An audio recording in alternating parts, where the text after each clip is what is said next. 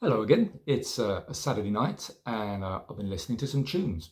Now, I do love a 45 and they can be very collectible and kind of irresistible, getting a bit addicted to it, to be honest. And being very collectible, they can become quite rare.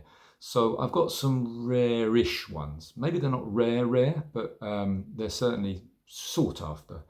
And obviously some 45s can be really pricey. I'd say most of these probably go somewhere between about 15 and 30 pounds, which I think is quite a lot to spend on one tune or two tunes. But I think they're good ones, and some of them I think you can get for less. So see what you think. Now the first one I'm going to show is actually a reissue, so it's a bit of a cheat, but the original is very rare, and even this reissue now is very sought after. But it is a wonderful tune. I love reggae, and what I really love in reggae is when reggae does soul. Now, this is not a reggae record, it's not a Jamaican record, it's a tune from the States, but you're very likely to hear it played on a sort of revival reggae sound system because it's got that soul tune that works perfectly with reggae. The name of the group, well, they've got two names actually. Sometimes they're known as the Love Potion, and here they're very aptly named the Joy Tones because this is a record of pure joy. This is This Love That I'm Giving You by the Joy Tones. Yeah, I'm not sure how legitimate this reissue is, but I don't know if there's any other reissues. Well, I know there's some very dodgy ones, but this is such a wonderful tune.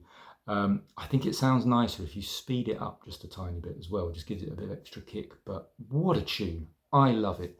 See what you think.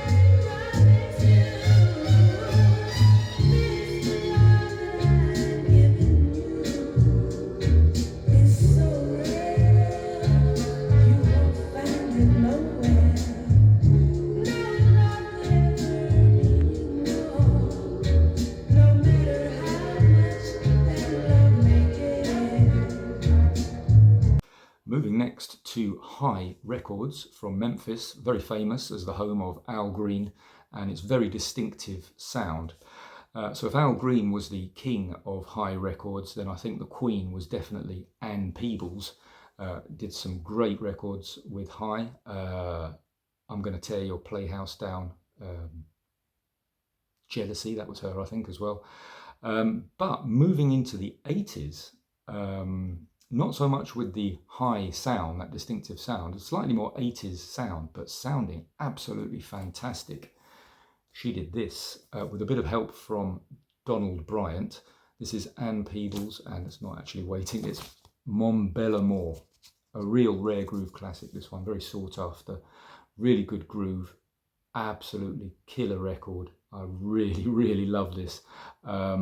See what you think. I mean, I know a lot of soul boys, they love that Southern soul, sort of 70s Southern soul sound. This is a bit different, but it's Ann Peebles sounding great, and it's a beautiful tune.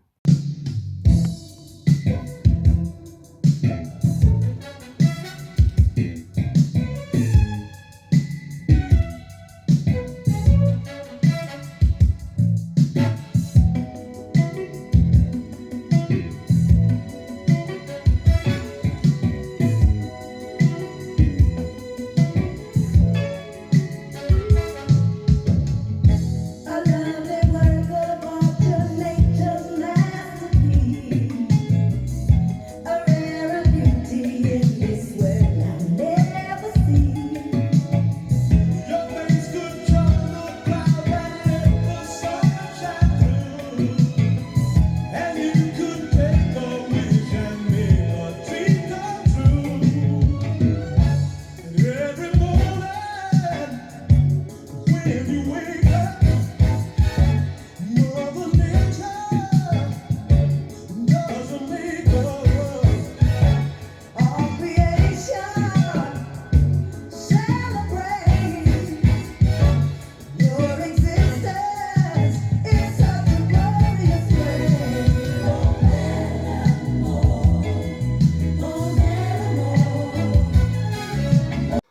Barry White, the genius that is Barry White, is famous for his many side projects as well, like Gloria Scott, Tom Brock, JD, to name a few. I think there were several.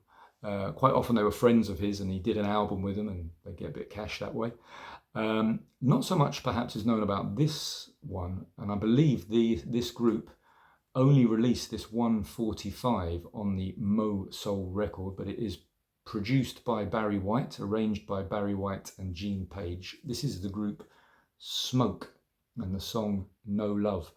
Now there's various groups called Smoke. There's one I think have a very sought after LP, but it's not this group. This group has a man and a woman singing, and this, as far as I'm aware, is their only record, and it's an absolute Barry White classic. Got all that production sound. My only slight drawback is that this is on fairly raspy styrene, which sadly was the way in those days. So to get a copy of this in decent condition is quite hard. I think I got quite lucky here and didn't have to pay the top whack for it. But yeah, really lovely tune in the Barry style. Really dig it.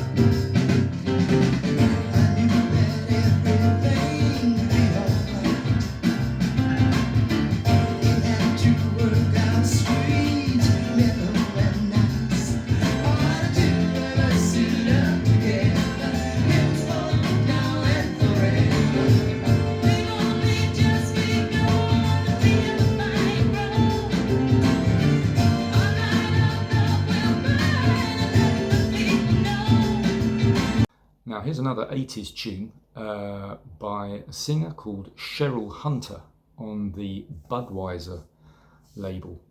Now as far as I'm aware, this was a series of competitions, I guess sponsored by Budweiser, and with WATV Radio 900. They did these competitions, and if you won the competition, they press however many copies of your single, and there's loads of copies of this one. But it can still fetch a bit of cash.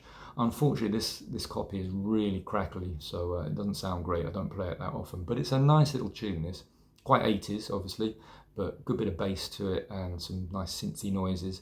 An interesting one. The B-side is just a DJ chatting nonsense and doing adverts, which is a bit odd, but yeah, it's a nice little thing to have.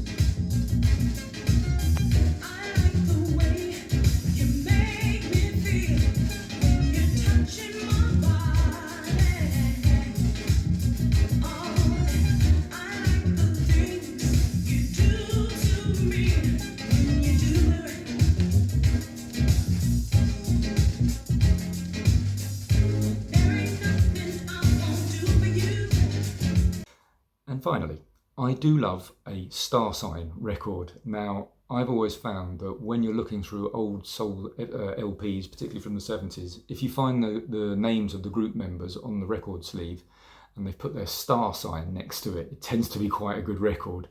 And it was a big thing, star signs back then. So big, in fact, that it invited parody and a bit of ridicule. And that's what you get on this record. Now the record on Reprise Records is made by Pratt and McLean, who are actually more famous as a sort of twee, soft rock, sort of country duo who did the theme tune to Happy Days, the TV program, incidentally. But they released this song, which is quite funny, Watch Your Sign.